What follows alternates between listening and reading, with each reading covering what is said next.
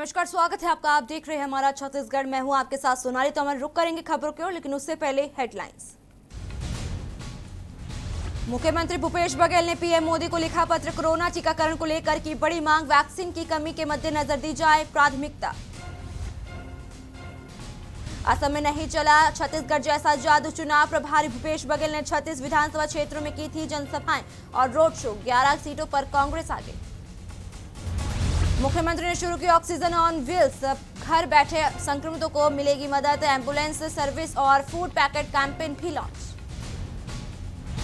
Corona काल में मददगार बना भिलाई स्टील प्लांट। अस्पतालों को ऑक्सीजन देकर बचा रहा मरीजों की जान। प्रदेश के साथ दूसरे राज्यों में भी सप्लाई।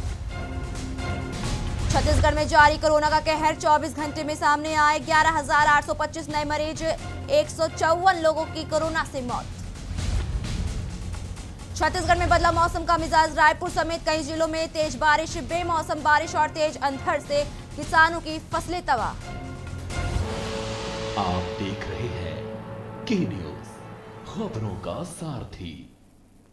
असम की जीत पर छत्तीसगढ़ के पूर्व मुख्यमंत्री रमन सिंह ने असम के जनता को बधाई देते हुए कहा कि जिन्होंने दूसरी बार भारतीय जनता पार्टी की सोनोवाल को इस सरकार को बनाने में मदद किया और भारतीय जनता पार्टी को पूर्व बहुमत से अपना बनाया, वहीं निश्चित रूप से यही बड़ी सफलता है केंद्रीय नेतृत्व का है। हमारे असम के भारतीय जनता पार्टी के कार्यकर्ताओं की मेहनत है कि एक बड़ी सफलता मिली है। दूसरी तरफ छत्तीसगढ़ के मुख्यमंत्री जो इसके प्रभारी थे, छत्तीसगढ़ के धन का दुरुपयोग करते हुए वहां छत्तीसगढ़ में चुनाव अभियान के दौरान असम में असम सरकार के विदाई के गीत गा रहे थे। आज मैं कह सकता हूं यह बड़ी हार हुई है, सफलता मिली है। राहुल गांधी और उसके साथ उसके इंचार्ज भूपेश बघेल ने जो पूरा का पूरा समय भारतीय जनता पार्टी के इस सरकार को हराने के लिए पूरी शक्ति, जो आज इसको सफलता मिली है। परिणाम आ गए और इस अवसर पर मैं असम की जनता को बधाई देना चाहता हूं, जिन्होंने दूसरी बार भारतीय जनता पार्टी की सोनोवाल जी को की सरकार को बनाने में मदद किया और भारतीय जनता पार्टी को पूर्ण बहुमत आपने दिलाया है। निश्चित रूप से ये बड़ी सफलता केंद्रीय नेतृत्व का है, हमारे असम के भारतीय जनता पार्टी के कार्यकर्ताओं की मेहनत है। सर्दी खांसी बुखार के मरीजों की पहचान के लिए पताड़ी और बरीडीह के हर घर का 2 दिन में ही सर्वे किया जा रहा है। जिले के सभी आला अधिकारी गांवों के सर्वेक्षण में लगे हुए हैं। साथ ही अधिकारियों आइसोलेशन के मरीजों की तबीयत की निगरानी में लापरवाही बरतने वाले को सख्त निर्देश दिए गए हैं।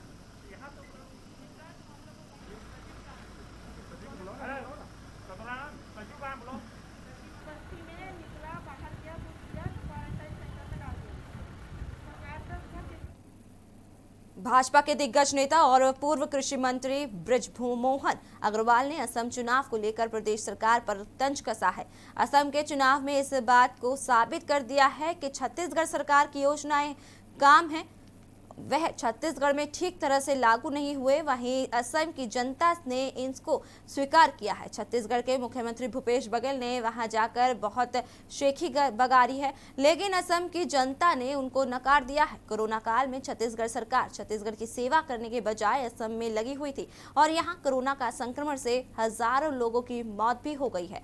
वहीं सरकार दोनों मोर्चे पर असफल साबित हुई है। चुनाव ने इस बात को साबित कर दिया है कि छत्तीसगढ़ सरकार के जो योजनाएं हैं, काम हैं, वो छत्तीसगढ़ में ठीक तरीके से लागू नहीं हुए हैं और असम की जनता ने इसको अस्वीकार किया है। छत्तीसगढ़ के मुख्यमंत्री भूपेश बघेल जी ने वहां जाकर बहुत सेखी बघारी कि हमने छत्तीसगढ़ में ऐसा किया है, छत्तीसगढ़ में ऐसा किया है, छत्तीसगढ़ में ऐसा किया है, असम में सरकार बनेगी तो हम ऐसा करेंगे, छत्तीसगढ़ जैसा असम को बनाएंगे। तो असम की जनता ने पूरी तरह छत्तीसगढ़ सरकार की नीतियों को नकार दिया है कि आप छत्तीसगढ़ में उनको लागू नहीं कर पाए तो यहाँ कैसे लागू करेंगे। वैसे तो उच्च अधिकारियों के मनमानी और तानाशाही रवैये से छोटे कर्मचारी को परेशान होना आम बात है। ऐसे ही एक मामला धमतरी से सामने आया है, जहां धमतरी पुलिस लाइन में पदस्थ आरक्षक उज्जवल दीवान ने एक वीडियो जारी किया है। वीडियो में आरक्षक पुलिस विभाग के बड़े अधिकारियों की पोल खोलती हुई नजर आ रही है। राज्य सरकार ने कोरोना संक्रमण की रोकथाम के लिए अप्रैल महीने में अधिकारी कर्मचारी की एक दिन की वेतन स्वतः योगदान में देने की आदेश जारी किए थे, जिस पर आरक्षक ने अपनी समस्या बताते हुए अपनी एक दिन की वेतन योगदान में न देने की बात कहते हुए पुलिस अधीक्षक को आवेदन प्रस्तुत किया, जिसके बाद पुलिस अधीक्षक द्वारा जवान का थाना मेचका में ट्रांसफर कर दिया गया। जवान ने इस ट्रांसफर आदेश के बारे में पुलिस अधीक्षक कार्यालय में ज्ञापन देना चाहा, लेकिन उनका ज्ञापन नहीं लिया गया। वहीं इस ट्रांसफर के संबंध में धमतरी एसपी से जानकारी लेने पर फोन लगाया गया, लेकिन उनके द्वारा फोन रिसीव ही नहीं किया गया। 24 तारीख को पुलिस अधीक्षक महोदय को एक एप्लीकेशन दिया, जिसमें मुख्यमंत्री राहत कोष में स्वेच्छा से अपना एक दिन का वेतन नहीं दान कर सकता, ये मैंने एप्लीकेशन दिया है। और कल 26 तारीख के डेट में एक आदेश जारी हुआ, मेरा स्थानांतरण यहाँ से 100 किलोमीटर दूर मेचका थाना कर दिया गया है, नक्सल क्षेत्र में। और वो पोस्टिंग हुई, उससे दिक्कत नहीं है। आदेश जारी होने के कुछ मिनट के अंदर ही मेरी रवानगी काट दी गई, मुझे आदेश की कॉपी भी नहीं दी गई। बिलासपुर जिले के सिविल लाइन के बाद शनिवार रात को कोटा थाना स्थानांतरित किया गया है, जिनके प्रभार लेते ही कोटा पुलिस सक्रिय हो गई है। थाना क्षेत्र में अपने घर के सामने गली में गांजा बेच रहे एक व्यक्ति को पुलिस ने धर दबोचा, जिसके पास से 500 ग्राम मादक पदार्थ गांजा बरामद कर उसे गिरफ्तार कर लिया गया है। वहीं दरअसल थाना कोटा क्षेत्र में गांजा, जुआ, सट्टा, अवैध शराब पर सख्त से सख्त कार्यवाही करने के लिए पुलिस प्रशासन सख्त है।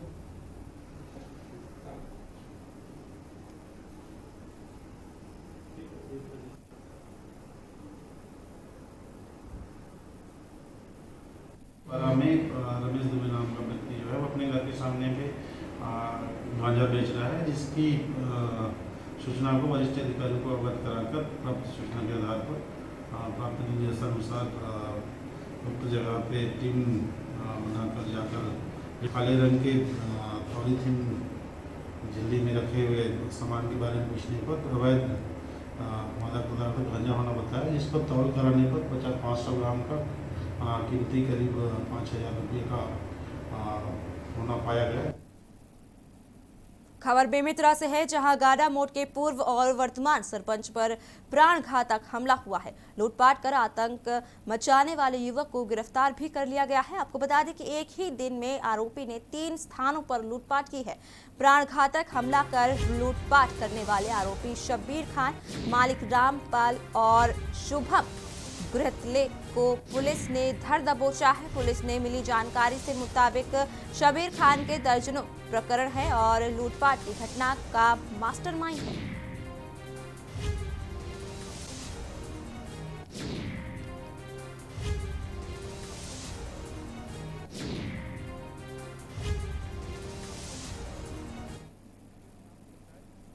खबर धमतरी से है, जहां के लोगों ने सरकार के कार्यों को सफल बनाने के लिए लगातार तत्पर है।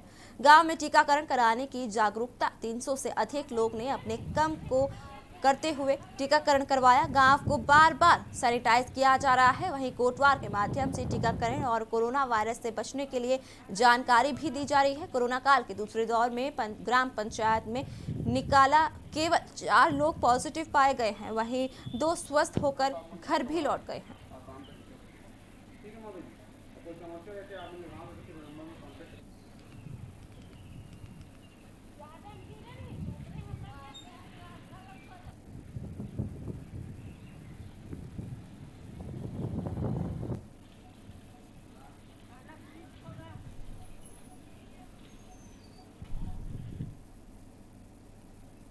प्रदेश के मुख्यमंत्री भूपेश बघेल के निर्देशानुसार से 18 वर्ष से 44 साल के लोगों का टीकाकरण प्रारंभ हो गया है, जिसके तहत गरीबी रेखा से नीचे जीवन यापन करने वाले अंत्योदय और प्राथमिकता राशन कार्ड धारकों को वैक्सीनेशन किया जा रहा है।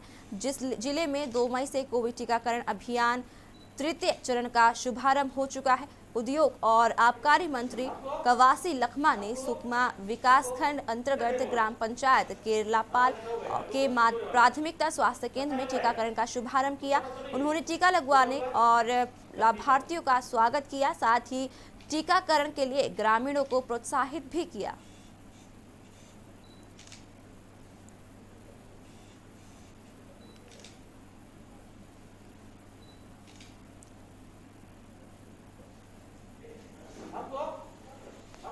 छत्तीसगढ़ में पहला चरण 1 मई को टीका लगना था। मध्य छत्तीसगढ़ में दुर्ग जिला, रायपुर संभाग और हमारे बिलासपुर संभाग भूपेश बघेल का सरकार ने टीका का शुरुआत किया है। आज सरगुजा संभाग और बस्तर संभाग आज टीकाकरण हो रहा है। कोरिया जिले के नगर पालिका निगम चिरमिरी में 2 वर्ष पूर्व लगे विद्युत शवदाह गृह इस वैश्विक महामारी में चालू तो हो नहीं सका, लेकिन विद्युत शवदाह मशीन की गुणवत्ता पर वर्तमान महापौर और पूर्व महापौर के द्वारा स्थापित विद्युत शवदाह मशीन की गुणवत्ता पर आरोप प्रत्यारोप लगने लगे हैं।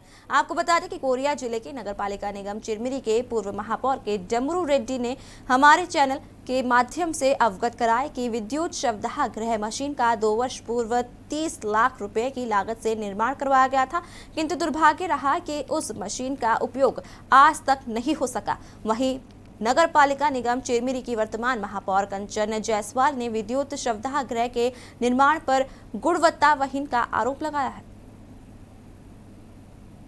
देखिए, 1.5 सालों के बाद आज आपका इस तरह से जागना कि मशीन का गुणवत्ता खराब है या उस पर मशीन प्रारंभ नहीं हो सका, मैं खुली चुनौती देता हूं महापौर को कि अगर गुणवत्ता में कोई कमी था तो 1.5 साल में, इन 1.5 सालों में आपने कितना पत्राचार किया, इन 1.5 सालों में आपने कब मशीन को प्रारंभ करना चाहा, किन अधिकारियों के उपस्थिति में चाहा, और क्या आपने अपने इन निकम्मे अधिकारियों को कभी नोटिस दिया? क्या आप इन निकम्मे, अगर आपके अधिकारी निकम्मे हैं तो इन पर आपने क्या कार्रवाई किया?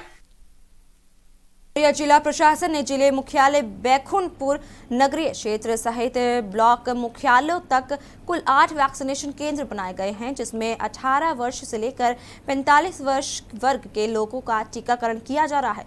खासकर शुरुआती दौर में राज्य सरकार के मंशानुरूप अद्योत कार्डधारी और प्राथमिकता के आधार पर टीकाकरण किया जा रहा है कि टीकाकरण केंद्र पर सुबह 10 बजे से शाम 5:30 बजे तक टीकाकरण किया जाएगा। प्रत्येक टीकाकरण केंद्र में लगभग 100 टीका का लक्ष्य रखा गया है। टीकाकरण केंद्र में टीका लगवाने के लिए अंत्योदय कार्ड के अलावा आवश्यक दस्तावेज में आधार कार्ड, वोटर आई कार्ड, जन्म पत्र, इनमें से कोई पहचान पत्र लाना अनिवार्य है।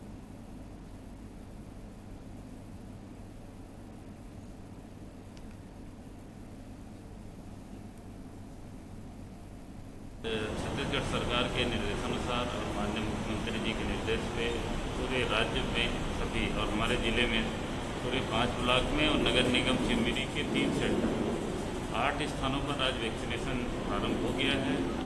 हमारे कोरिया जिले में हमारे कोरिया जिला के प्रशासन के द्वारा आदरणीय कलेक्टर साहब महोदय के द्वारा पूरी सतर्कता के साथ राज्य शासन के गाइडलाइन के अनुरूप और साथ ही केंद्र शासन के निर्देशों पे जो प्रति ब्लॉक को अभी वर्तमान में 800 वैक्सीनेशन के हिसाब से मानस भवन बाजार पारा में लगा है और टीका लगाने के बाद ठीक लग रहा है। किसी प्रकार का समस्या नहीं, घबराहट, चक्कर जैसे कुछ?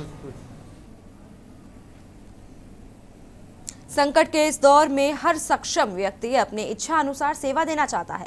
कोई ऑक्सीजन सिलेंडर तो कोई ऑक्सीजन मशीन सहित अलग अलग तरीके से लोग अपनी सेवाएं दे रहे हैं। ऐसे ही बालोद जिले के महेश्वरी और शर्मा समाज ने सेवा देने का फैसला लिया और महज 3 दिनों के भीतर ऑक्सीजन युक्त एम्बुलेंस तैयार कर सेवा कार्य के लिए सौंप दिया।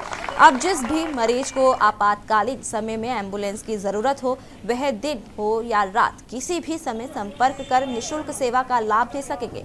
आज बालोद कलेक्टर, नगर पालिका अध्यक्ष सहित समाज के लोगों ने फीता काटकर एम्बुलेंस को रवाना किया।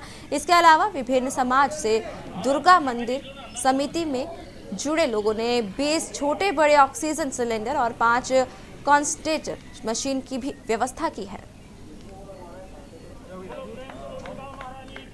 निश्चित रूप से अभी इस विकराल समय में जब लोग बहुत त्रस्त हैं इस बीमारी से, और बीमारी से त्रस्त होने के बाद अगर कोई आहत हो जाता है किसी के परिवार का, तो उसके बाद भी उनको बहुत समस्या का सामना करना पड़ता है कि उनको वाहन के लिए बहुत दौड़ भाग करनी पड़ती है। ऐसे समय में दुर्गा माता मंदिर परिवार के सदस्य युवा इतने महत्वपूर्ण काम को कर रहे हैं, उसके लिए वो बधाई के पात्र हैं। और मैं समझता हूँ ये श्री सोमेश्वर प्रसाद शर्मा जी की स्मृति में जो शर्मा परिवार ने ये एम्बुलेंस दान किया है, वो बहुत बहुत बधाई के पात्र हैं और बहुत लोगों की दुआएं उनको लगेंगी। माता रानी के दरबार में जैसे माता में जस सेवा होती है, ये भी एक सेवा का दिन है और ये मानवता की सेवा का दिन है कि इस संस्था के युवाओं ने जो एक बीड़ा उठाया है कि आज इतनी कम समय में लोगों की आवश्यकता की इस एम्बुलेंस को इन्होंने तैयार किया और एम्बुलेंस को सेवा में आज ही दे रहे हैं। ऑक्सीजन एम्बुलेंस है जिससे कि मरीजों को जहां भी जाना हो उनके लिए 24 घंटे उपलब्ध रहेगी। और इस कार्य को करने वाले जितने युवा हैं, इससे पहले ऑक्सीजन सिलेंडर कंसंट्रेटर की सुविधा दे रहे हैं,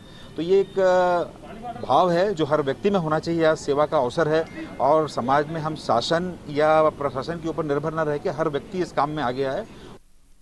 वक्त हो चला एक छोटे से ब्रेक के बाद जल्द हाजिर हूँ। आप देख रहे हैं के न्यूज, खबरों का सारथी। खुदी को आजमाया है तो ये अंदाज आया है, खुदी को आजमाया है तो ये अंदाज आया है। तुम में भी मैं हूं।